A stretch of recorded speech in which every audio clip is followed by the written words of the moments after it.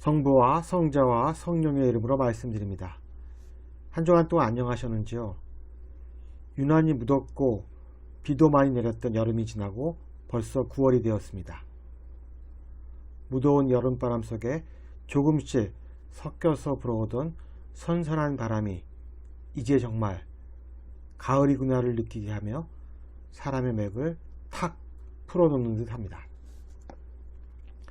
가을바람은 우리들로 하여금 많은 생각을 하게 만듭니다. 불현듯 지나온 세월을 뒤돌아보거나 가을과 관련된 특정한 기억을 떠올리게도 합니다. 개인적으로는 가을바람이 2012년 9월 미국에서 맞았던 날들을 생각나게 합니다. 당시 저는 미국에서 한 학기 동안 임상 목회 실습 교육을 받았습니다.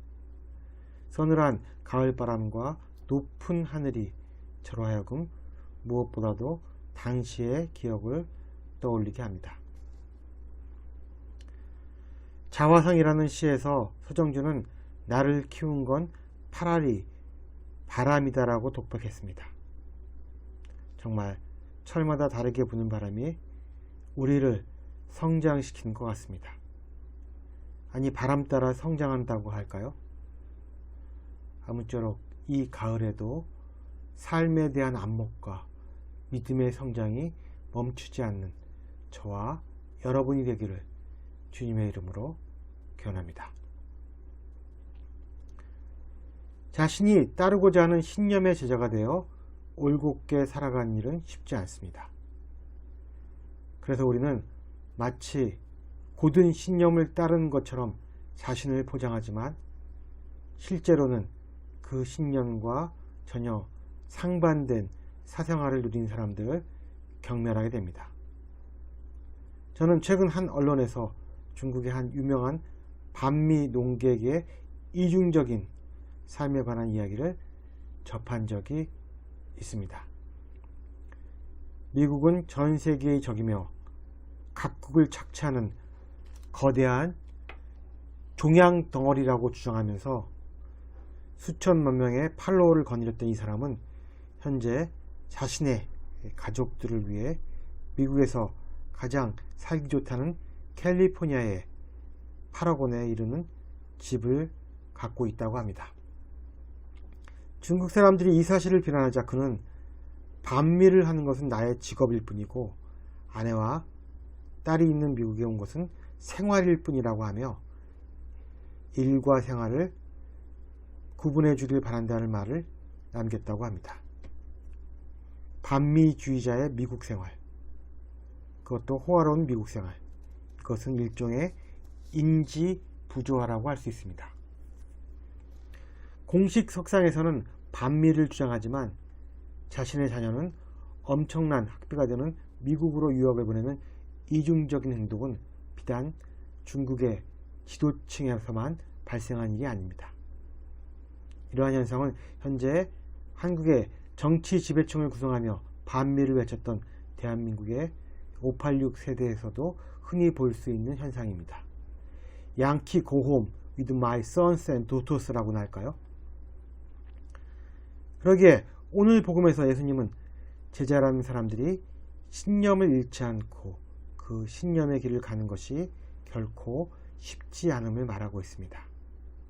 과연 참다운 그리스도의 제자가 되기 위해서 필요한 것은 무엇일까요? 직업과 실생활의 불일치는 흔하진 않지만 일어날 수 있고 용납될 수도 있는 일입니다. 우리는 뛰어난 배우에게 성직자와 같은 삶을 기대하지 않습니다. 어쩌면 이들의 자유분방함이 예술원의 원천이 될 수도 있기 때문입니다. 가끔 술과 담배를 즐긴다는 운동선수에 관한 이야기를 접할 때 놀랍기도 하지만 그것이 경기력에 지장을 주지 않는다면 크게 문제 삼지 않는 것이 요즘 분위기입니다. 그런데 가끔 사람들이 하는 일 중에는 그것이 직업의 차원을 넘어서서 한 사람의 실존을 일관되게 지배해야 한다고 믿는 일들이 있습니다. 신념에 기반이 행해지는 성직 같은 일이 좋은 예라고 할 수 있고, 위에서 예를 들은 정치적 신념의 경우도 해당되리라 봅니다. 기독교 성직자가 된다는 것, 그것은 그리스도의 제자로서의 삶을 요구합니다. 오늘 예수께서는 제자도에 관한 최고의 지침으로 다음과 같이 말씀하고 계십니다. 누구나 나에게 올 때 자기 부모나 처자나 형제 자매나 심지어 자기 자신마저 미워하지 않으면 내 제자가 될 수 없다. 그리고 누구든지 자기 십자가를 지고 나를 따라오지 않으면 내 제자가 될 수 없다. 예수님의 이 말씀은 나 자신까지 포함하여 예수님보다 더 사랑하는 것이 있다면 그것으로 인해 당신의 제자가 되기 어렵다는 것입니다. 또한 자기 십자가를 지고 따라와야 한다는 것은 지금은 그렇지 않지만 당시에는 예수 그리스도를 믿는 것으로 인해 닥치게 될 온갖 고통과 불행, 심지어는 죽음까지 감수할 수 있음을 의미했습니다.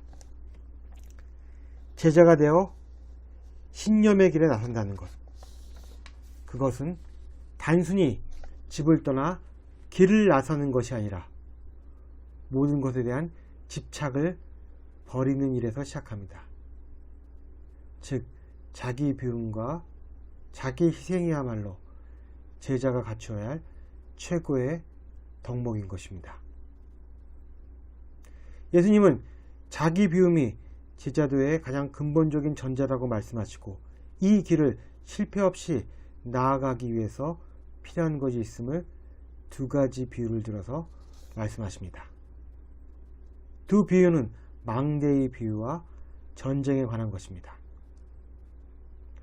첫 번째, 망대를 짓는 비유에서는 자신이 망대를 짓는 일에 앞서 먼저 망대를 짓는데 드는 비용이 준비되어 있는지를 따져봐야 한다는 것입니다. 그 이유는 기초를 놓고도 비용이 모자라 망대를 완성하지 못한다면 사람들로부터 비웃음을 당하기 딱 좋기 때문입니다. 다른 비유는 전쟁에 관한 비유입니다. 1만 명의 병력을 거느린 임금이 2만 명의 군사를 거느린 다른 임금과 전쟁을 하게 될 때 따져봐야 할 일은 과연 1만 명의 군사로 2만 명의 적을 물리칠 수 있겠느냐라는 문제입니다. 그래서 승산이 없다는 결론이 나면 전쟁보다는 화평을 청하는 것이 순리라는 결론을 내립니다. 즉, 이 비유가 말하고자 하는 것은 자기 비움이라는 제자도를 수행함에 있어서 필요한 것은 먼저 자신의 자원과 능력을 따져보고 가늠하는 일이라는 것입니다. 어떤 일을 수행할 자원도 능력도 없는데 의욕만 앞선다면 중도 탈락이 예상되기 때문입니다.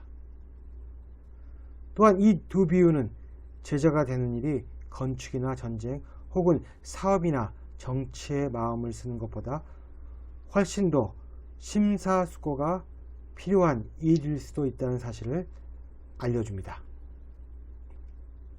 예수 그리스도의 제자가 되려면 먼저 자기가 가지고 있는 것을 모두 버려야 하며 덧붙여 자신의 자원과 능력이 이 길을 가는데 부족하지 않은지를 깊게 생각해야 한다는 것. 여러분들은 이처럼 난해한 조건이 붙은 길을 가는 것에 대해 흡족하고 계신지요?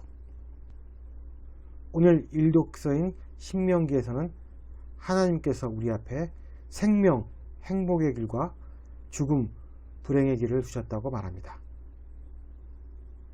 신명기는 우리가 생명의 길에 들어서기 위해서는 하나님께서 내리신 명령에 순종하는 것이 우선이라고 말합니다.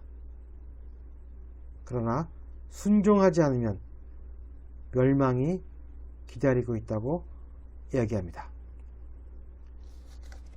생명의 길을 따르라는 신명기의 가르침은 오늘 복음에서 예수님을 통해 구체적인 방법으로 제시됩니다.